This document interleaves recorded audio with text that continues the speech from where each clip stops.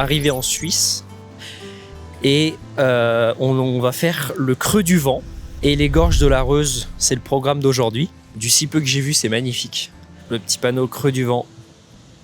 Et donc nous on va faire une grosse rando de 6 heures. Et là il y a toutes les espèces qu'on peut apercevoir. Après ça dépend des saisons, mais ça va être top.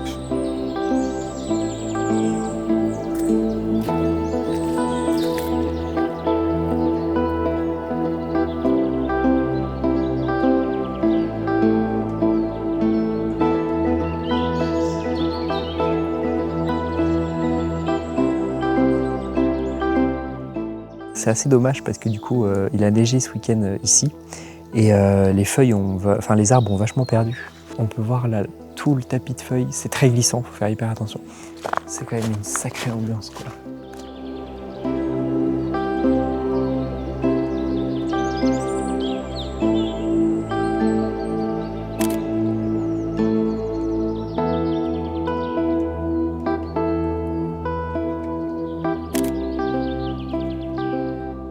Nous sommes, je pense, bientôt arrivés à 1400 mètres d'altitude, en hauteur. Il y a une percée du soleil très très jolie ici. Et les chemins de randonnée passent par des pâturages. C'est des zones et on peut croiser des vaches et tout. Là, il y a un petit panneau pour dire qu'il y en a, quoi. On est passé d'un milieu hyper forestier à une prairie où ils font paître les animaux. Là, ils sont plus là du coup.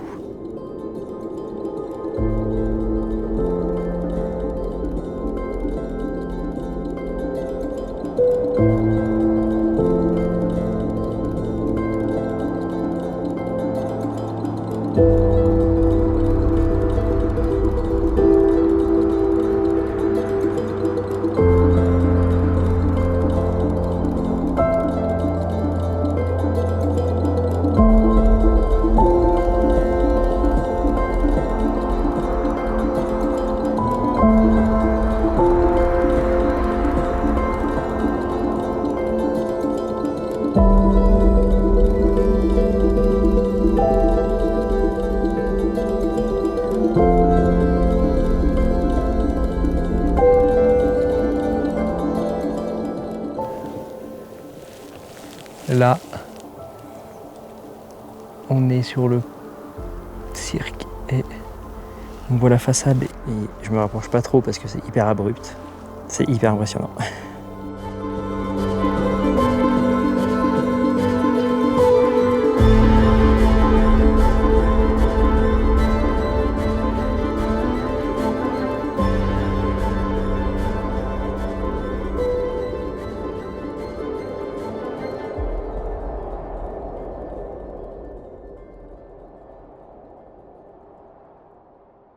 Là, on a fini le tour du cirque et on s'est arrêté dans une prairie avec pas mal de bouquetins. C'est hyper touristique, donc il y a énormément de monde et ils sont pas du tout sauvages. Et là, il y a un gros mâle ici, là. Et en fait, on voit l'âge du bouquetin grâce à ses cornes. On est redescendu, on a fait au moins plus d'une heure de descente. Ok, on va direction les gorges de l'Areuse. Je sais pas si vous m'entendez bien parce que il y a littéralement ça juste derrière moi. C'est un putain de torrent. On a vu un cingle plongeur tout à l'heure. Mais très honnêtement, dites-vous qu'il y a 15 jours, le cours d'eau était tranquille, calme. Mais là, avec la fonte des glaces et tout, la fonte des neiges plutôt, parce qu'il a neigé en hauteur. Et les arbres ici sont beaucoup plus colorés. En fait, c'est sûrement dû au froid, parce que le froid fait perdre plus facilement, et même avec la couche de neige en hauteur, en fait, comme vous l'avez vu, les arbres sont vachement dénudés. Mais du coup, en contrebas, comme il fait moins froid, les arbres tiennent plus longtemps, même si c'est quand même relativement dénudé. Déjà, il y a un message de mise en garde. Ça glisse! Wow. Je suis pas serein. J'ai pas le vertige, mais c'est impressionnant. Je crois que j'ai jamais tenu aussi fort ma caméra.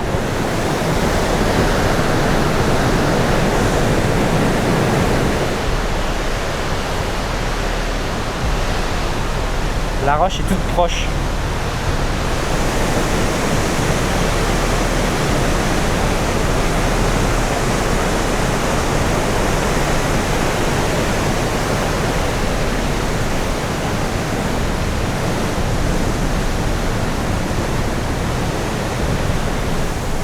Là on se dirige.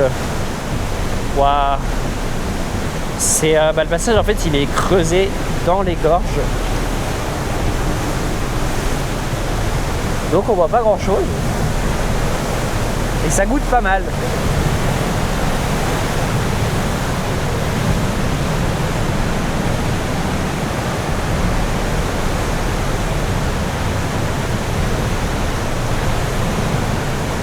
Regardez-moi ce courant.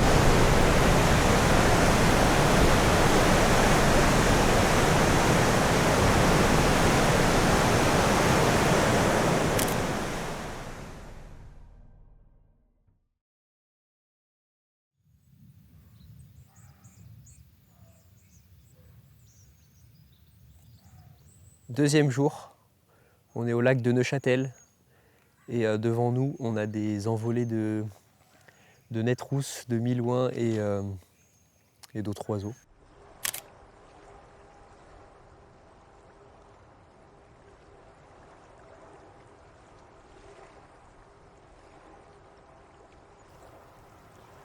J'aurais bien aimé faire décoller le drone mais sur le lac c'est interdit, enfin pas sur l'entièreté du lac mais sur la zone où on est c'est complètement interdit.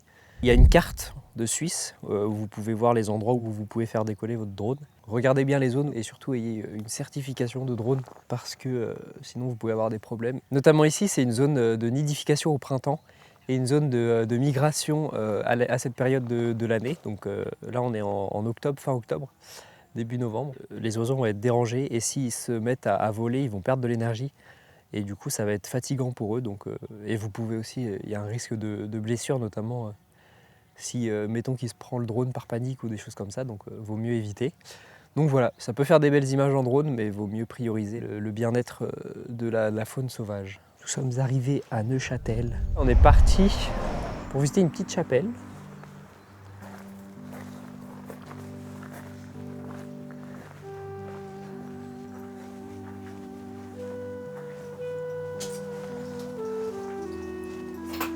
Allure.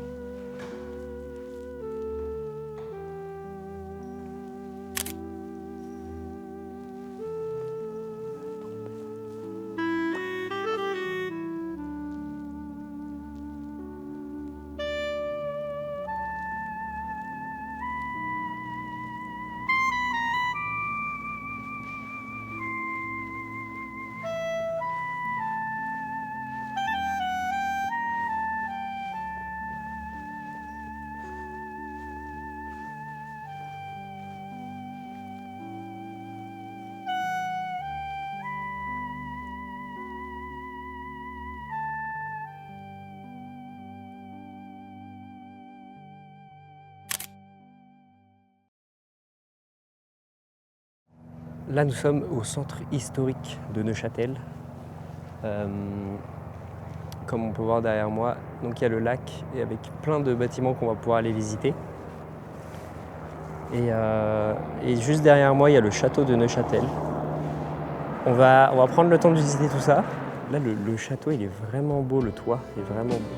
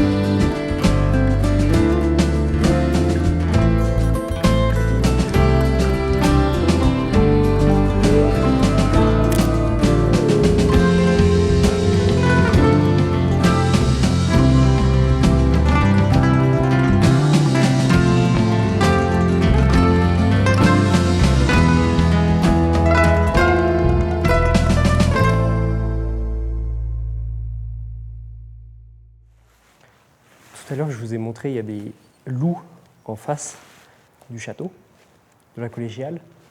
Et à l'intérieur de la cour, il y a un petit agneau, une petite brebis. C'est un peu un signe de protection, le berger avec ses brebis et les loups, le mâle à l'extérieur de la collégiale. Donc c'est un peu une zone de protection, quoi.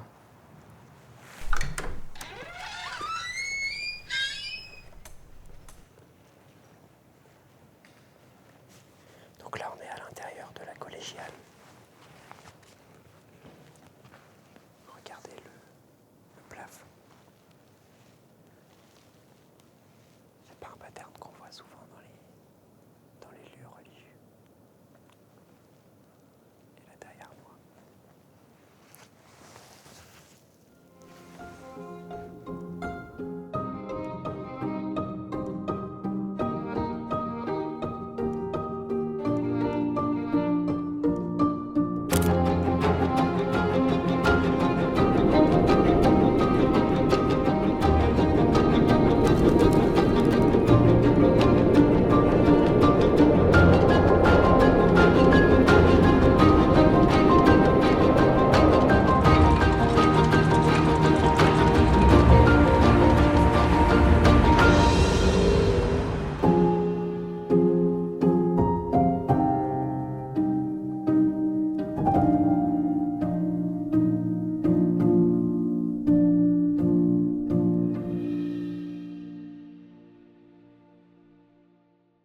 Nous sommes à la Grande Carissay, la plus grande réserve lacustre de Suisse. Donc les Carissay, c'est un milieu naturel bien spécifique. Dans ce milieu, on peut voir de la panure à moustache. Bon, elle est assez farouche, donc ça va être compliqué de la voir, mais il y a la route juste à côté, ça fait un contraste assez bizarre. Elle passe juste là, et c'est une autoroute. C'est pas une route, c'est une autoroute. Donc c'est un petit peu bruyant.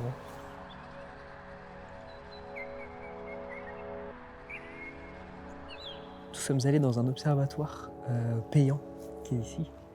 On a rencontré un biologiste qui travaille ici, qui nous a donné un code. On a vu quelques espèces, donc le foulque macroule, le fuligule milouin et la grande aigrette. Là, on est sur une plateforme où on essaye de voir d'espérer apercevoir la panure à moustache. Mais c'est délicat.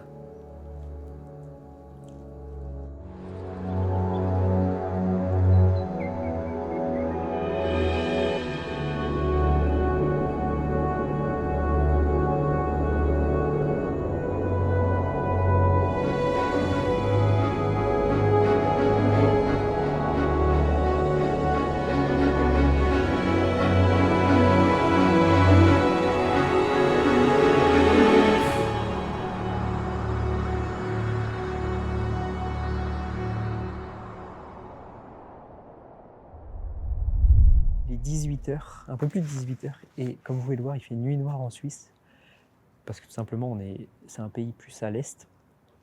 Donc le soleil se couche très tôt, et en plus, il y a les montagnes qui assombrissent le tout.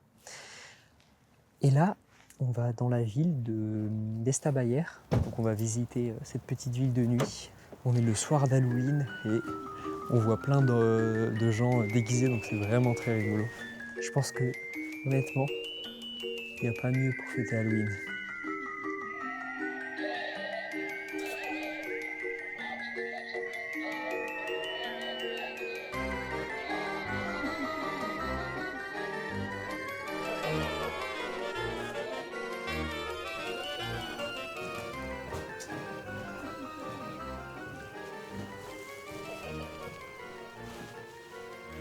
On voit pas trop avec la luminosité, mais l'arbre juste devant, il a plus de 500 ans, il a été planté au XVIe siècle. Et le tronc est vraiment énorme, quoi. Déjà, c'est une très bonne chose qu'il soit protégé, parce que c'est un patrimoine naturel, et vous vous rendez compte le nombre de choses qu'il a vu passer. C'est un peu un honneur d'être à ses pieds, finalement. De faire partie des millions de choses qu'il a vues, c'est quelque chose d'assez fou, quoi.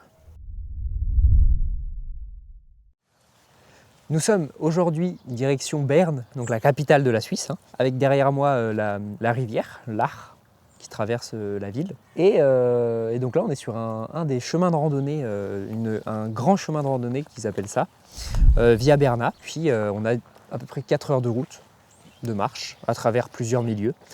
Donc ça va être vraiment sympa, je pense. Et puis on est parti.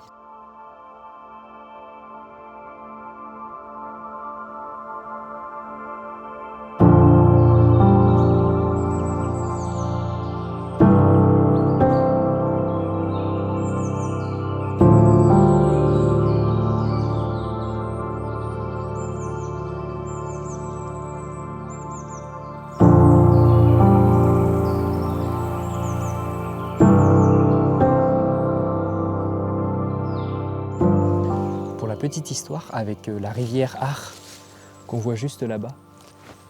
En fait, en été, la rivière en fait, elle est en mouvement continu. Et du coup, les Suisses et les Suissesses, même les habitants de Suisse et de Berne, et ben en fait, ils se déplacent dans la rivière. Donc ça veut dire qu'ils vont se baigner et puis ils peuvent aller d'un point A à un point B parce que c'est en constante évolution. Donc c'est plutôt sympa comme petite anecdote, et puis c'est un bon moyen de locomotion. Ça change des autres.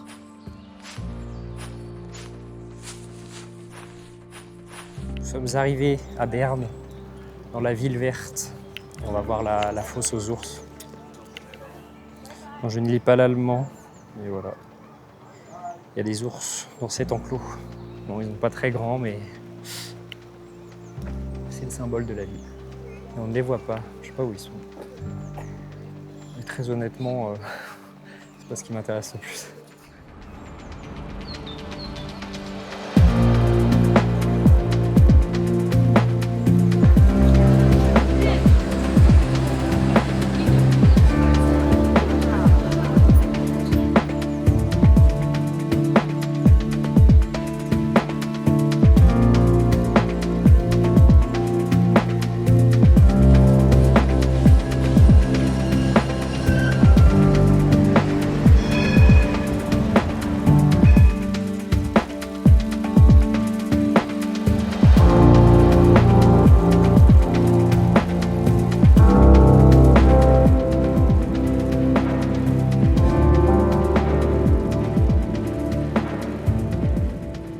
Donc ici, c'est le Parlement suisse. Donc c'est ici que sont votés les politiques suisses. Il y a pas mal de manifestants devant.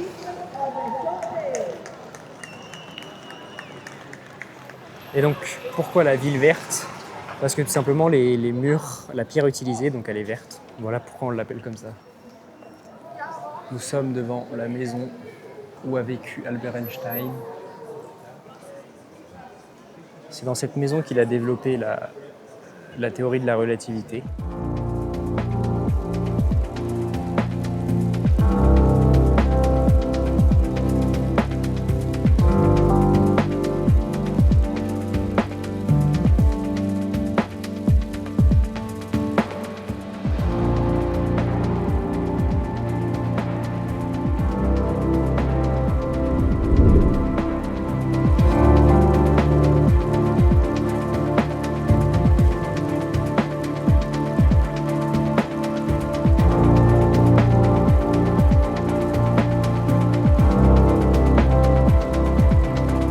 Ok, on vient de terminer la randonnée. Berne est une très jolie ville, franchement, très très sympa. Et du coup, on est rentré un peu sous la pluie et dans le noir. Et sur le chemin du retour, on est tombé sur un espèce de rite mortuaire. Ils étaient en rond, avec des bougies, en rond aussi. Après, je pense comme on est le 1er novembre, ça a peut-être un lien. Donc voilà, peut-être que les Suisses font ce genre de choses, je ne sais pas du tout.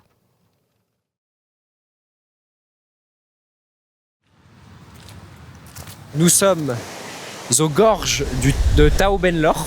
Je ne sais pas si je le prononce très bien. On a décidé de faire ça parce que là, c'est pas un temps de ouf, il va pleuvoir pas mal. On n'entend pas grand chose parce que le son là, il y a pas mal d'eau là. Le courant, il est vachement fort. Mais donc voilà, on est reparti pour une journée. une petite randonnée et puis on va essayer de faire décoller le drone sachant qu'on a le droit par ici, donc voilà. On se retrouve sur le chemin de randonnée.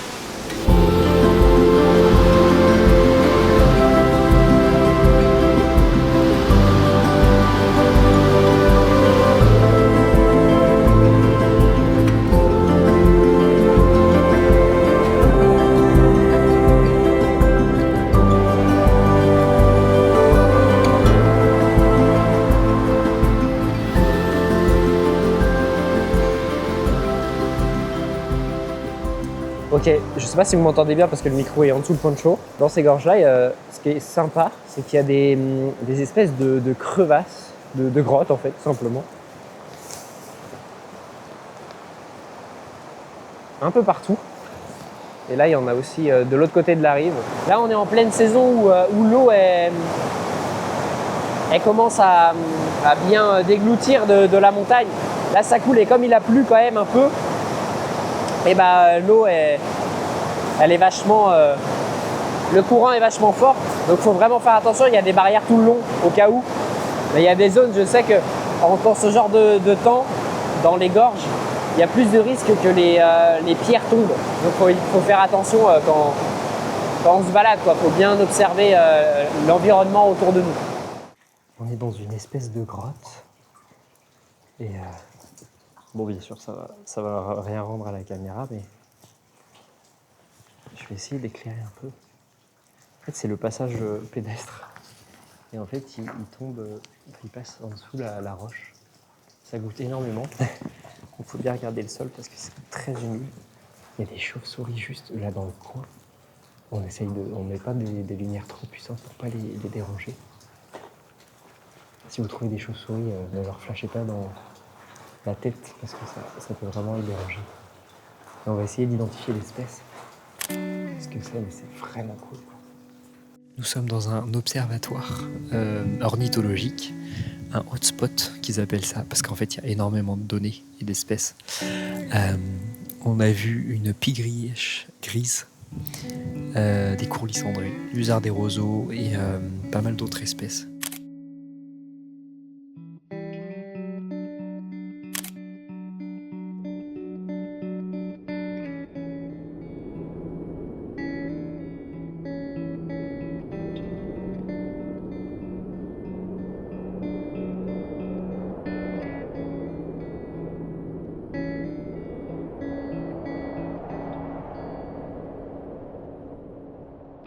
C'est la fin de la vidéo, j'espère qu'elle vous aura plu. C'est la fin aussi de ce petit road trip en Suisse.